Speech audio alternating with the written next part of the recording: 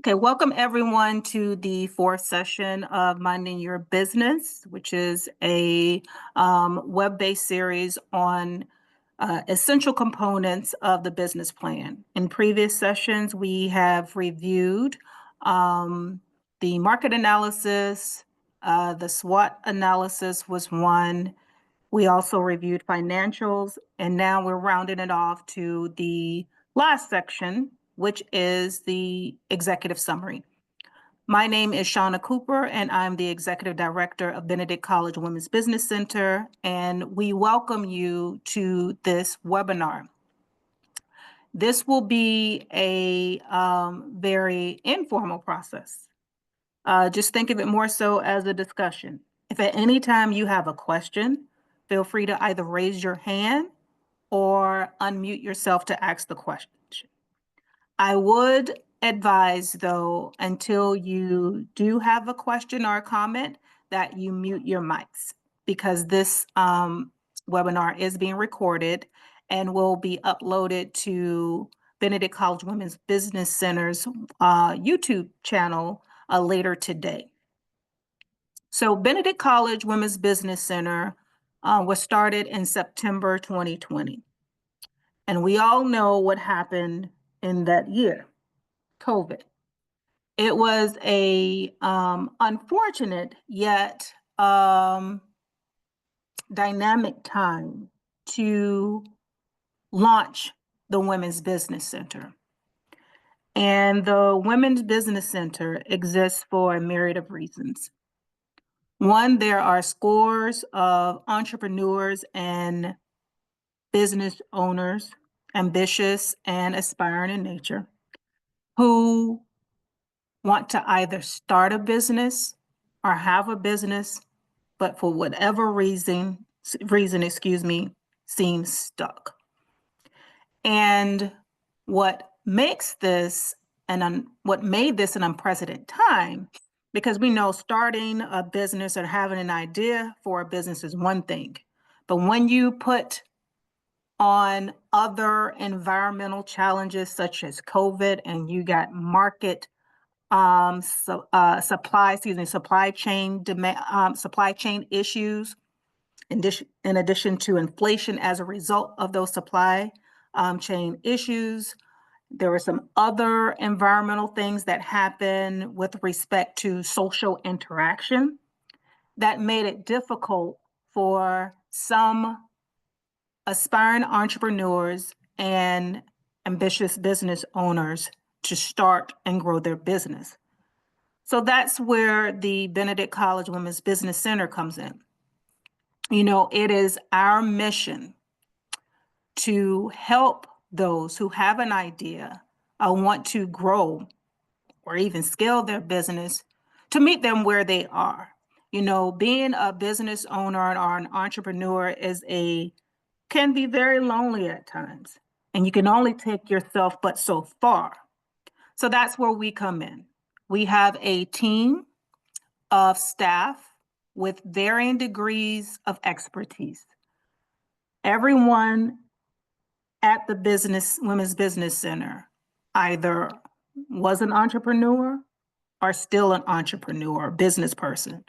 So we live, breathe, and sleep the exact concerns, desires, and wishes as you. Our services include consultations.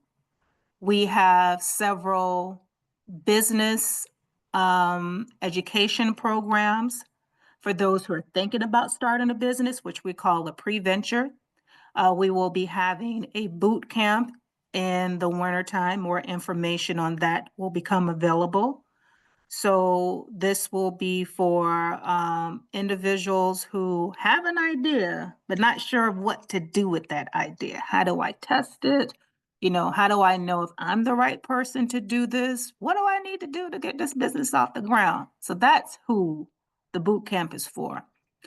Then we have several other accelerator programs. One for individuals who have a hobby or in the early stage of a business, but haven't really got their footing on, well, I have this cool idea, I think, but I don't know who to market it to. I don't know how to finance this. I don't know who my market is.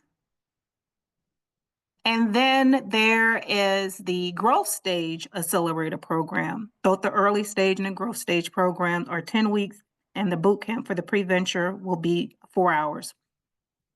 The growth stage are for business owners who have a pretty solid and tested concept. They just need assistance with how to fortify their foundation, right? How to strengthen that foundation. They may not be as strong in financials, handling the financials or the taxes, or knowing how to interface with legal and what questions to ask. So we talked about accounting, or even like what systems and processes do I need in order to scale this business, right? And then one of the last types of offerings that we have is the incubator. And we do that in partnership with Benedict College Business Development Center. And this opportunity is for entrepreneurs and business owners who need a home. They need a space that offers a physical location for their business. So they have their own office where they could meet meet their clients, and they have a business address. And so those individuals feel more legit and professional in spaces like that. We have a host of community partners who we work with that provide assistance to our clients, such as the Small Business Administration, might be interested in certifications. We also have relationships with financial institutions to help with loans of varying sizes. And when I say loans, we're not speaking more so of, if you need few $100,000 here and there. It can be as small as $5,000, just something that may assist you with equipment or handling staff wages. Our staff, we have 2 managers, and we also have an administrative coordinator. All of us have clients that we're assigned to. So I just wanted to provide that information to you so that you'll know who we are, what we do, and why we do what we do. Now, we do offer assistance, and I'm going to segue in today's presentation on business planning. So you can think through your ideas. We don't write the business plan, but we will review and offer feedback on it. Okay, I'm going to pause right here and see if anyone has any questions. All right, so let's get into the executive summary. The executive summary is the first thing anyone will see when you offer your business plan to them to review. And you can be offering the business plan to them to review for several reasons. It's not only for people to review it and offer some type of resource or assistance to you, but it's also for you. And it's not a document that you write and tuck away somewhere in the corner of your office and collect dust. It is a working draft that needs to be looked at, monitored, checked across where you are, what you're doing, and updated on a regular basis. And it's up to you to determine what that regular basis is. Your business plan is your roadmap to identifying crucial elements of your business: who you are, what you do, why you're doing it, who you're doing it for, how you plan to interface with your customers, who are your competitors, what makes you different, how do you make money, what are your sources of revenue, who are your partners. All of that goes into your business plan. So your business plan is your strategic guide. And to be honest, you can have somebody write it for you, but it will mean a lot more if you did it yourself. And the reason being is that nobody knows your business like you do, right? So your executive summary is designed to capture the reader's interest. You know, you have this business plan and it could be 5 pages, 10 pages, 20 pages, whatever the length is. And that's fine. But the executive summary, limited to 1 to 2 pages, are like cliff notes or a summary of all of that information you have, right? I have found in working with lenders or even a mentor, I have a mentor myself. The business plan is good for them to review, but most of them will only read that executive summary. That business plan is for you. Now, banks, lenders will review it, but what captures their attention is the executive summary, right? So you have to be very clear, thoughtful, and cognizant of what is in that information. Now, you know, the more you give someone, and we're going to get a little bit more into that later, the more interesting that read has to be. Whether it's a tug to an emotional connection, or you pretty much saying, hey, this is the return on the investment. But the executive summary is what gets the person's attention. And this is the last thing you would write after you have started on your business plan. Now, your business plan don't have to be finished, but it needs to have information where you know a good amount of areas about your business. Like, you know, your marketing, you know, your finances, you know, your target.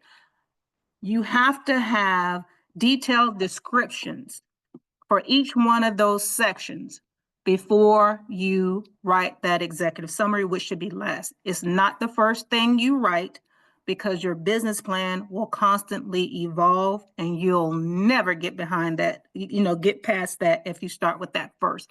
I got a story to tell. Wrote a business plan, thought it was great.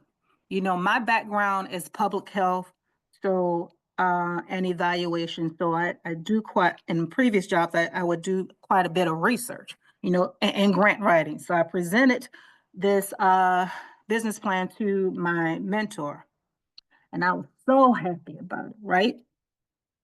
And then she says to me, Shauna, I had an opportunity to review your business plans, 15 pages. She said, but I didn't know what you were proposing until I got to page 5, right? And I was like, page 5? I explained what I was going to do, or what this business is, earlier on. But that was researcher evaluation, Shauna, writing the plan. Because with that hat, you got to break down. It's like you're building up on a story. And so she says to me, she said, it was at a point where she said, follow me with this example.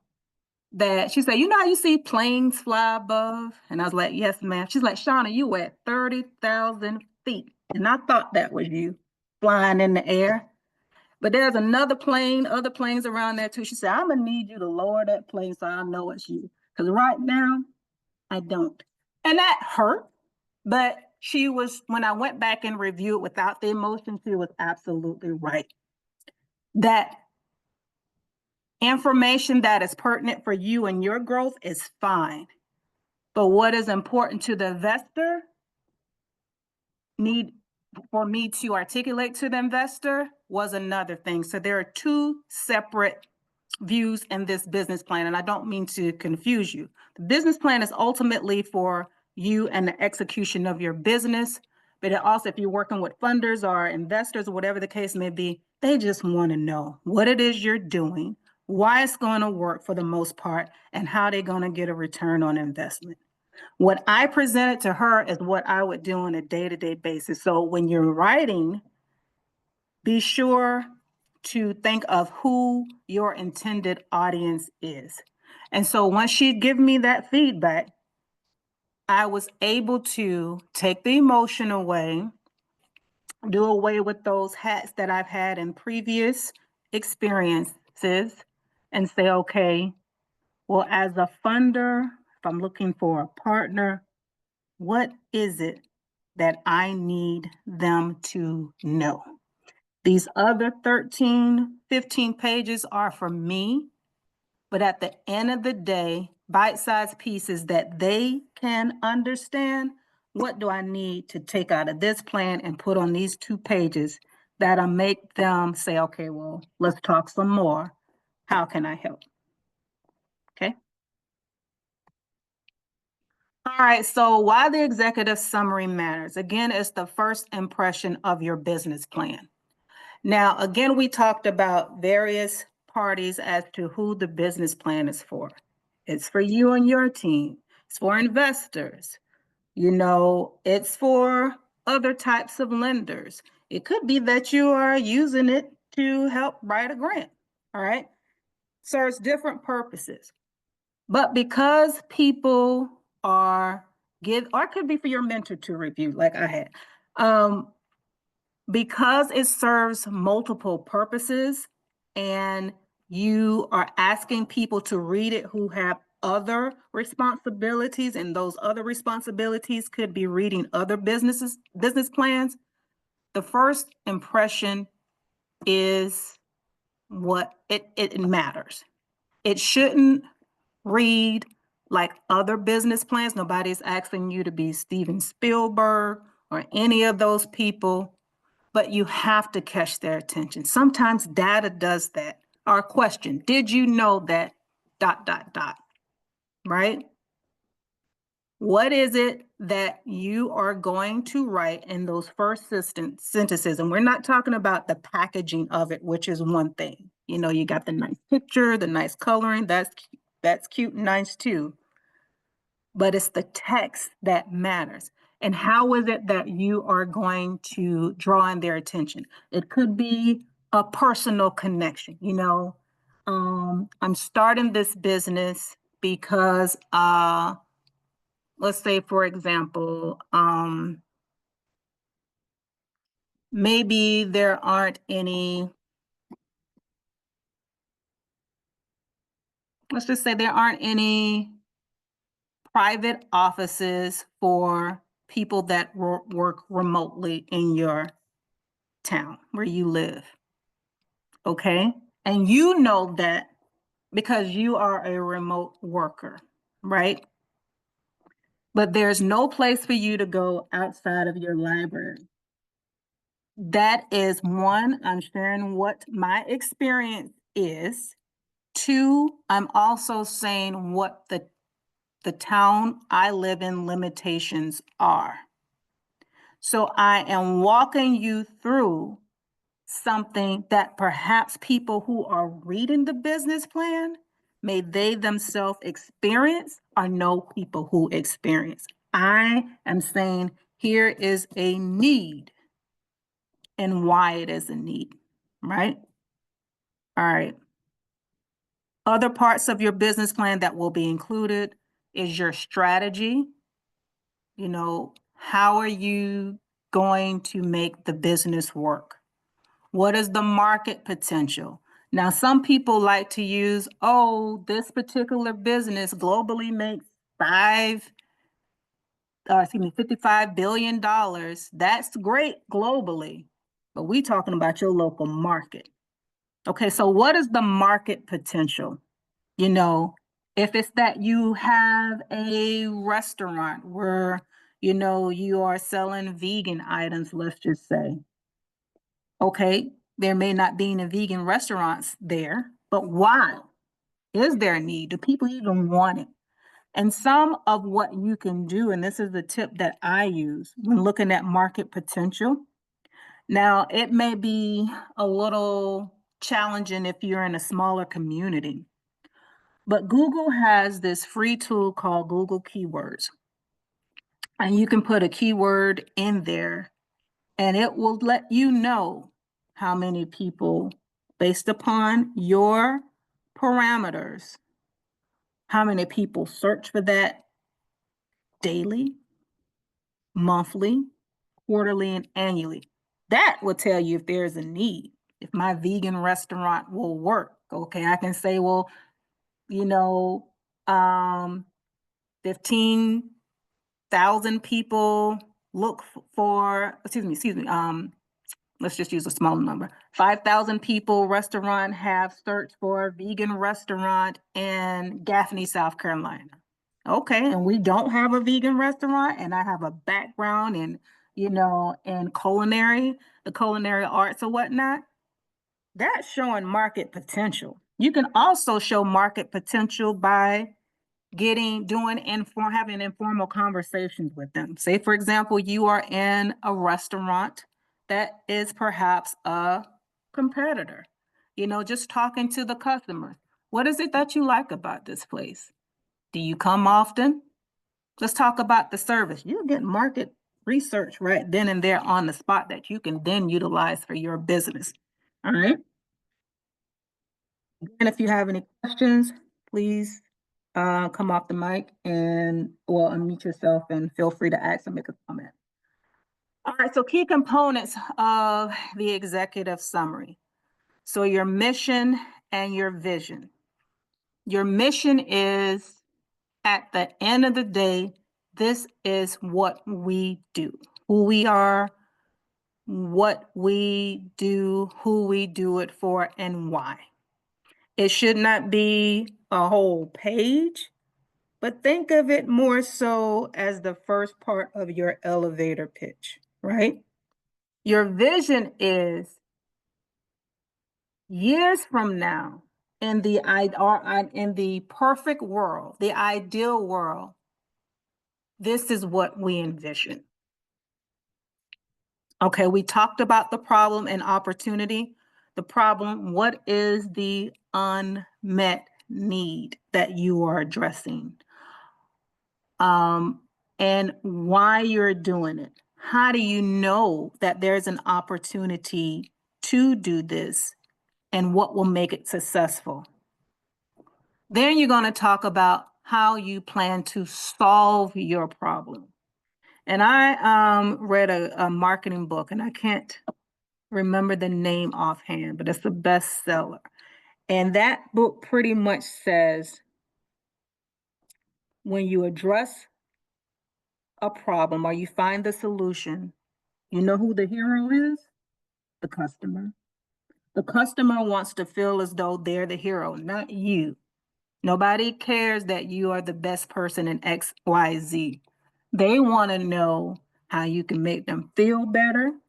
What can you do to make their life easier, and so forth and so on. The customer is the hero, not your business. You want them to feel as such. So when you're describing the solution, keep that in mind. Market analysis. And this was touched on in a previous webinar of this 4-part series. So you're telling us who the target audience and your market size is. Now, a mistake that some entrepreneurs make is saying that everybody is in their target market, and that is not true. Walmart offers low cost pricing on products, right? Target doesn't. They have two different target audiences. And when you determine who your target audience is, you need to be very clear. And it's not that you're talking to multiple people. What has helped me when I've identified my target audience is focused on one person. I have an avatar and I know who that person is in my head. I can visualize him or her. I know their age. I know their race. I know how much money they make. I know the type of school they went to, if they did, where they live, if they have any children or not, what they drive. The more information you have about that person, the easier it is for you to target your product towards them. One. Two, when you have an idea of who that person is, okay, people may argue, well, why are you telling me to focus on one person and not a group of people? Well, one, that's hard to do, right? If you focus on why this product will sell to all of these people. Typically, we as human, we are very communal, very community based. Our friends tend to like what we like, right? So I don't need to have you and your friends as a customer avatar when I have you, because you're going to do the selling for me, right? And also the market size. Like, you know who your customers are. Now, given the area that you're targeting, what percentage of them do you think will actually purchase from you? And this is information you can get from doing research of similar, products or businesses as yours. What I've also done is, if I have a business idea and this business is local, it's not a national business, but it's local, I look for a comparable business in a locality that's similar to where I plan to have this business, right? I will see what businesses that this other location or town or city has, and I will do like a comparison. This is what I want my business. These people have this more or less. And I will call. I reach out. I call. And it's less threatening because you're not competing against that person. And they will be inclined to answer a few of your questions. And when you go to them, have your questions ahead of time so you're not fumbling, and then ask them. Be transparent, let them know you're not a threat, and say why you're calling them. Other ways of finding out this information is getting on if you're on social media, let's just use Facebook, for example.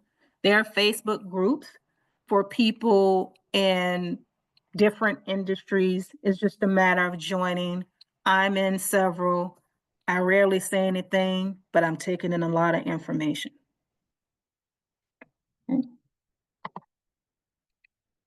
All right. Other key components of the executive summary. What is your competitive edge? What sets you apart? Why are you different?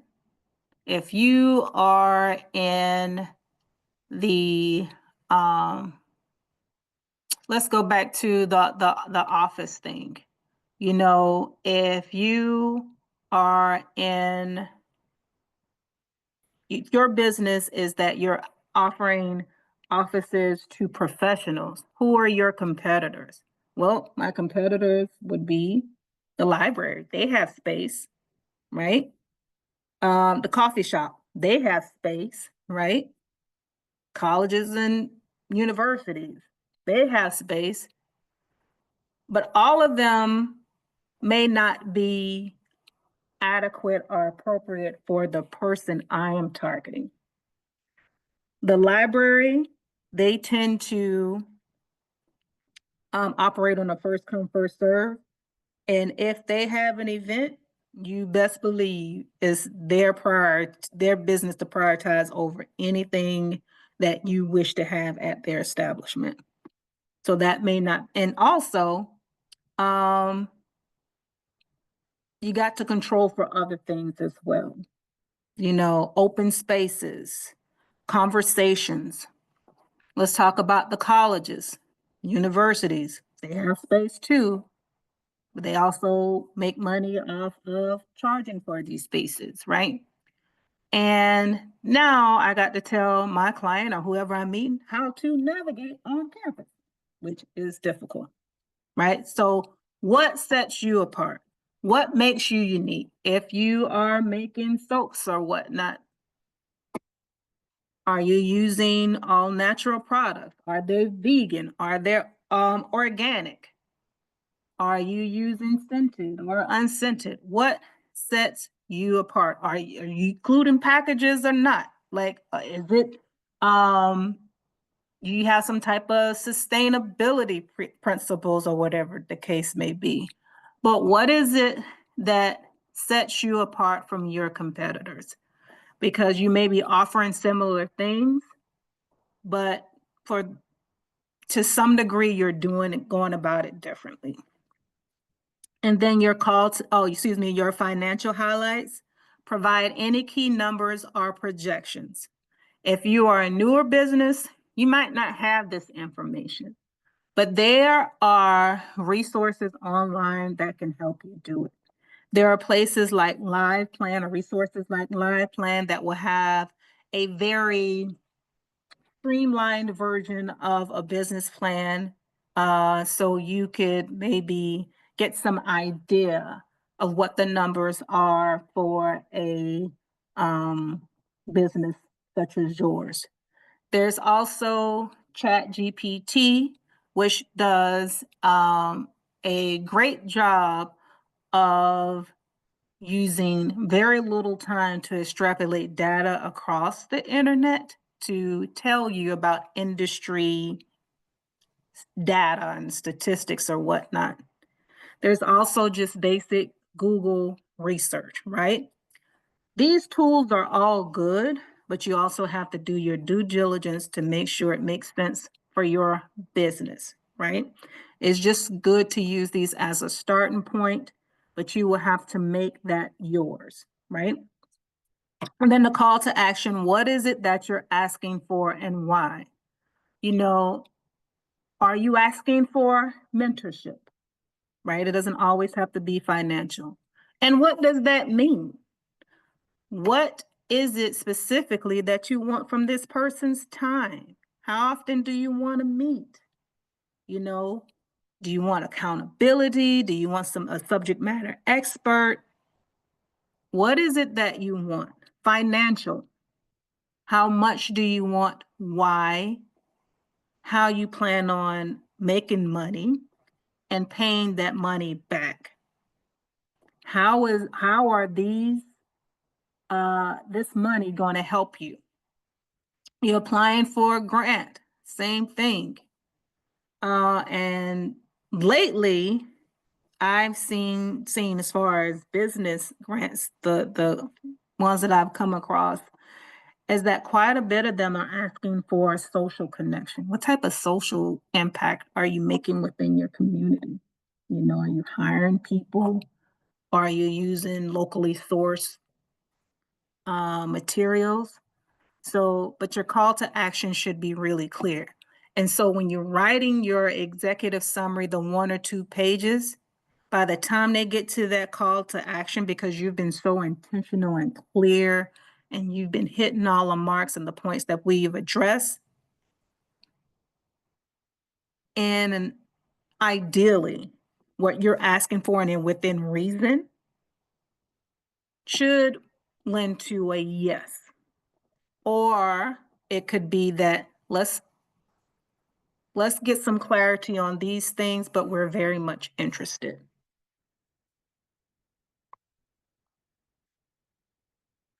All right, practices for writing. 1 to 2 pages max, right?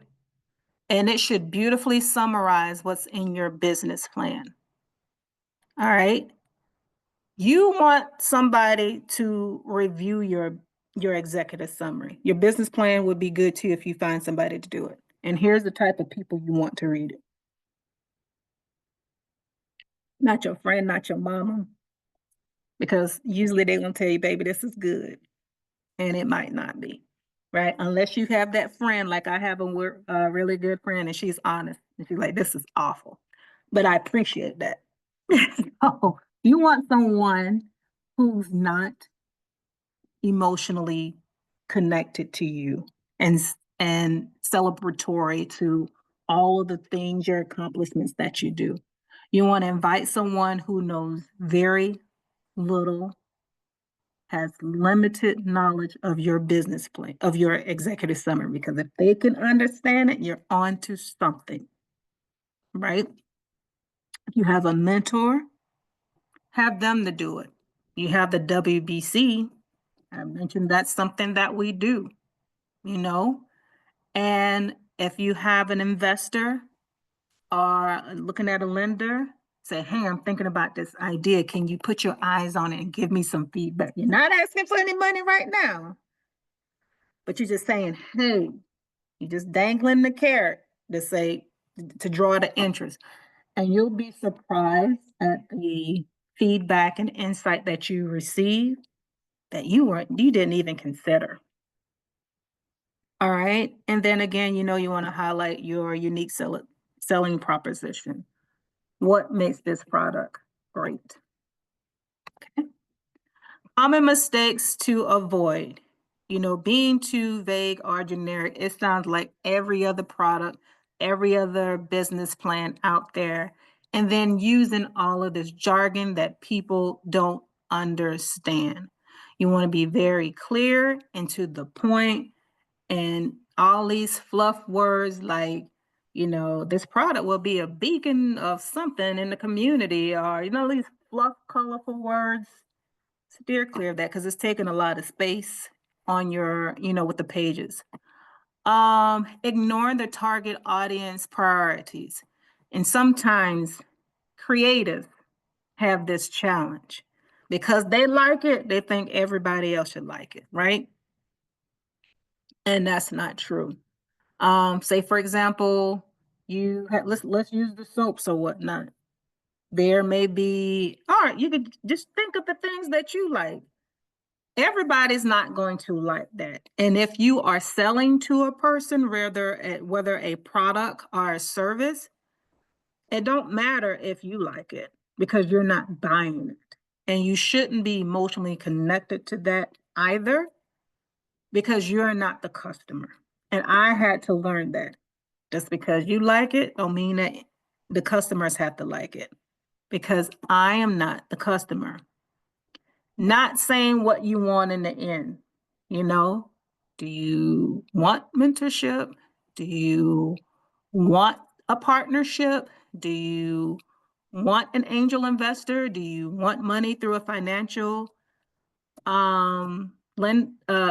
institution? What is it that you want? You had me read this beautiful financial executive summary, and I'm like, well, what do you want me to do with it? That's like watching this great movie and then you get to the finale, the final part of the movie, and it's just like womp womp womp. It's either a cliffhanger or it's just awful, right? Tell me what you want. And then the other thing is making sure you proofread. Having a document that is full of errors is going to make someone probably stop reading it. Could be a great idea, which is why it's important to have others review it before you send it to whomever that final party is. All right, refining your executive summary. Ask for feedback. We've talked about who you should share it with and why. And when you do, ask them if they can give you a turnaround time as to when you can get that feedback. That would be helpful. Focus on clarity, being real clear. Answer the question. Stop dancing around. I talked about the airplane situation with me and my mentor. Answer the question. Keep it simple. You know, you got people dealing with, especially like financial, staff of finance, personnel of financial institution. They have so many things to do. They don't have an hours to review your business plan or executive summary. Keep it short, keep it to the point, make it make sense. If you can, use visuals, which is great for when you're talking about who your market is, especially for the financial piece, right? And what that does is break up that text. You know, it lends itself to easing or making the readability of your document easier. Live Plan offers, does have within it the ability to create graphs and charts and include it in there for you. And then practice pitching what it is that you do. You should all have an elevator pitch. That elevator pitch should answer who, what, when, why you're doing it, and why we should care, how, right? And you should consider your pitch considering who the audience is.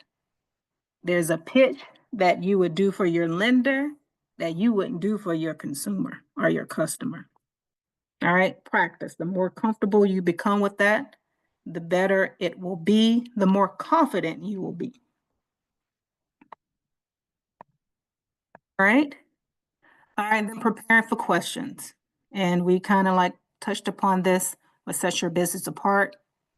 How will you use the funding or the partnership? And when you're talking about funding, you need an itemized business. If you ask them for $5,000, just like you would do a budget for your own personal situation, same thing, break that down. Tell me specifically how you're using the $5,000, and it need to make sense to your executive summary or your business plan. Partnership, same thing. What is it that we're doing? Am I connecting you to networks? Like what is this? What are the risks? Yes, this is for your business plan. There is no situation where you have a business and it's just going to be perfect. There is some type of environmental factor, something that could say, well, or like maybe staff retention or, staff attrition, I should say, that could hinder the success of your business or its operations. So think what these things are, because they do exist. And how does your team support the business goals? Okay. Like who's on board? And I don't necessarily mean like paid staff. Your accountant is part of your team. The WBC to degree can be part of your team, but like, who are those people or resources that you're including to get your business to where it needs to be and be timely with it, right? Having longer term goals are good, but it's the shorter term goals that'll get us over that hump if we feel stagnant, right? If you develop a goal that you cannot attain within a year, then without having those shorter term goals where you can have those wins and you can celebrate and reward yourself, whatever that case may be, that makes it a lot easier, right? And then, as mentioned earlier, the executive summary is your chance to make a lasting impression, your first impression and a lasting impression. You don't want them to scan it and then push it over to the side and get buried under other files or whatnot. You want them to read, read through it. You want it to be compelling. You want them to understand the situation, why it is a problem, and what the solution is, and why only you can address it. And then highlight what makes your business unique. You know, does it have a social impact? You know, what value it brings to your customers? And then you have to be, you're the person who is at the helm of this business. So you're the one that has to present with confidence about your business. You may have other people who are excited for you, but at the end of the day, this is your business. Okay? Right. That brings us to the end. Any questions? Let's see, we got some chat stuff in the chat. I don't know if it's from where you are and all that other stuff. Okay. Thank you for putting that information in. Do we have any questions? Yes, ma'am. Yes, I have a couple questions. Sure. Hi, Shauna. Thank you so much for Hi. doing this. My first Mhm. question is, I did a Canva business model, Yes. and so it's really detailed.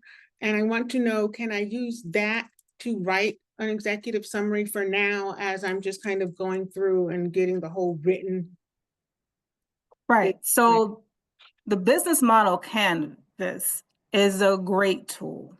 And for those who will be watching, once it's posted, it's a free downloadable tool that comes with instructions.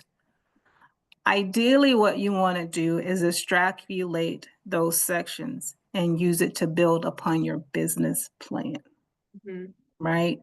Because right now, that kind of like is your summary, right? But you just need to expound upon it more.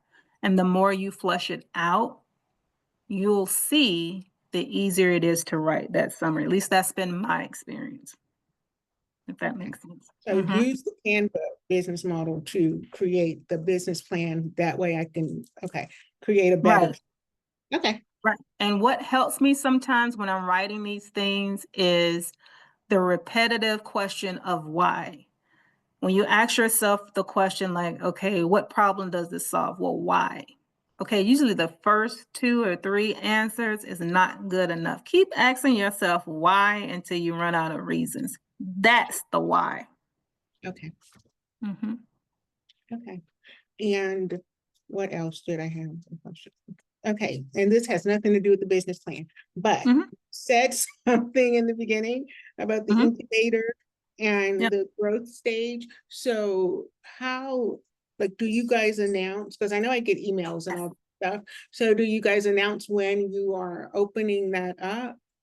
Yes, so we have an early stage one that's coming up in February. The growth stage won't happen again until April, but we do, if you're a client of the WBC, we send those emails out. We also have information sessions that we send an email blast about, so that will be coming in April sometime. We also have a holiday drop-in that we're doing next week on Wednesday. So that's an opportunity to meet people who participated in our various programs and offerings, whether it's the incubator or the various accelerator programs. So you can hear firsthand their experience and that can give you an idea of, okay, well, is this a good fit for me? So Yeah. we invite you to that, but definitely that announcement will be coming around in late winter, and we'll announce when that information session is. As far as the incubator, we can loop you in contact with Renee Joy. She is the executive director of the Business Development Center, and that's the center that has oversight of the incubators. Okay. And the incubators are offered at below market price of what someone would pay for an office elsewhere in Columbia. Okay. Mhm. Renee Joy. Renee Joy. And if you call our office, our email, I'll put the if you have our contact information? I do. Yeah, I'm a so, client already. right, and so, staff will be able to link you in contact with her. Okay, good. Thank you. Mhm. Vicky or Miss Angela, y'all have any questions? These are all good. I just want to make sure that we're answering all of them. And even if you think of something after the fact, you can reach out and we'll be happy to help you out with a response. Vicky Thank has you. That was a wealth of information. Thank you so much for sharing. And I tried to write as I was trying to write and everything as you were speaking, but I was listening. So great information. Thank you. Sure, and we're going to share this again once the video has an opportunity to upload. We'll share the link. So if you missed something, just watch the replay whenever you have an opportunity, and you'll see what was missed, if anything was missed. Okay. And I have one more question. Sure. You said that like when we are doing the pitch, that we need to have different pitches for different purposes or audiences. And that we also, when we're doing our summary, we need to make sure that we are keeping in mind who's going to be reading it. I have a publishing company, a hybrid publishing company. And I am in the process of trying to get with the University of South Carolina Press for a partnership.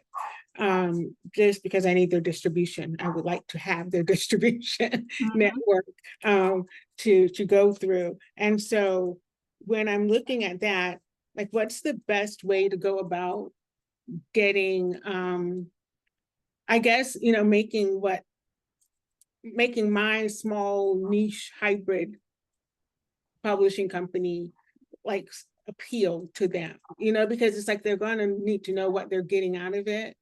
Right. And So if you have any information about like your sales, perhaps your market is something that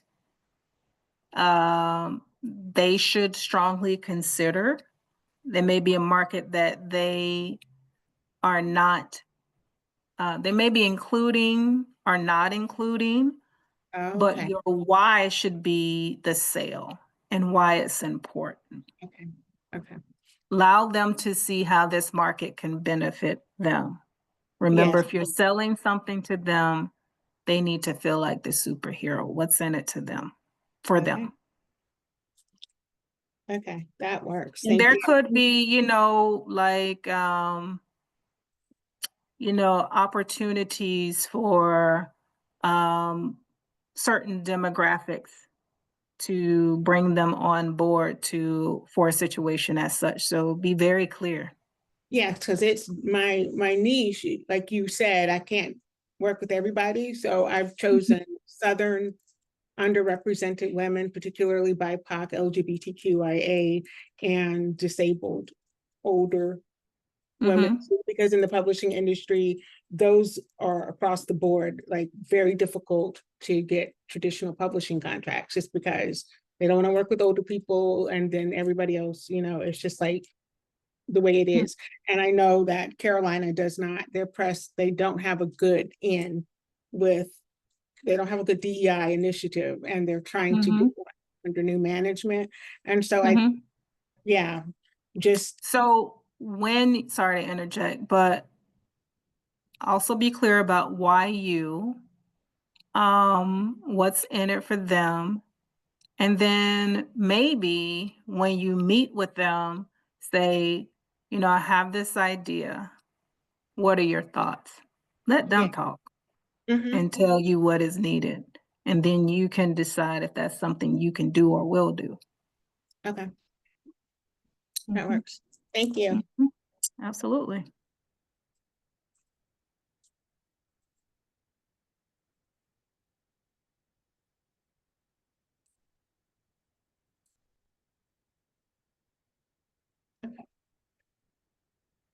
Okay, I'm sorry. All right. This really is my last question, and then I'm gonna let No, everybody go. you're fine. You're fine. You're absolutely fine. Mhm. So if I have an author who they've been courting for 3 years, but she is going to publish with me, that's leverage I could use. I wouldn't. Okay. Not just yet on the first conversation. No, not the But I first. would, not for first conversation, but you should be able to articulate why this individual is coming to you and not them without saying who they are. Got you. Mhm. You can share that this is what I'm hearing from my market as to why they have concerns or are hesitant as to having that partnership with you. Got you. Okay, thank you. Hmm? Thank you. Sure. Okay. I'm done. It's okay. These are all great questions. And, let us know how, that works out. And if you have any other questions, just feel free to reach out and we'll go from there. Okay, yeah, I'm We're still here waiting to help. to get my person from the center, my consultation person. I Okay, did so yes, we are in the process of Kayla Lundy, who's on this call. She'll be reaching out to you over the next few days, because we have restructured our process because we've received an overwhelming amount of requests for assistance, which is why we're rolling out various programs so that we can kind of like address some capacity building challenges. Yeah. Mhm. All righty, thank you. You're quite welcome. Well, if we don't have any other questions, Vicky and Angela, I hope you enjoy the rest of your day. And again, we'll be reaching out to get you squared away with your with next steps. We will be having well, Kayla she'll share that information with you. Okay. And if your schedule is open for next Wednesday, 6 to 7:30, drop by the WBC. We'll be having a holiday drop-in. I already Okay. RSVP, so I'll see you. Okay, good. Thank you. All Have a right. great rest of your week, You too. Bye-bye. Be everyone. safe. Mhm. Bye-bye. Bye.